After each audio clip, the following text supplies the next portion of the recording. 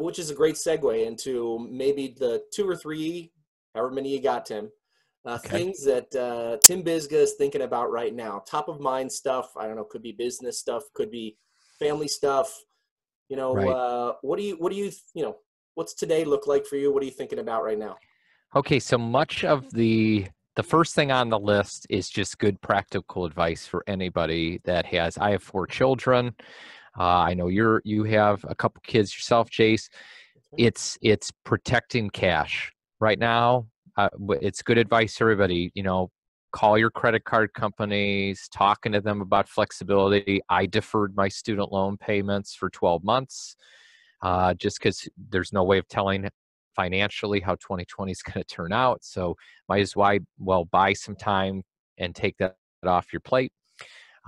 Made a call to some different automatic debit things that we have set up that we turned off for the time being, and kind of paring things down and kind of going, if you played as a kid Oregon Trail, we're going starving rations mode right now. What I mean by that is just trimming the fat down in your budget and your expenditures to try to really preserve cash, because we just don't know how long this is going to last. So that's my first most practical thing for anybody and anyone with a family and bills to pay.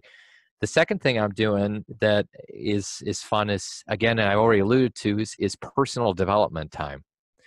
This is such an opportunity.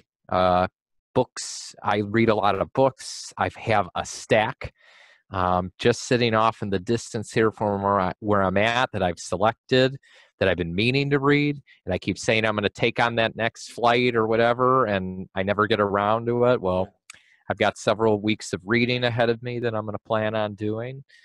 I'm staying active. I think it's so important to get out and do a walk.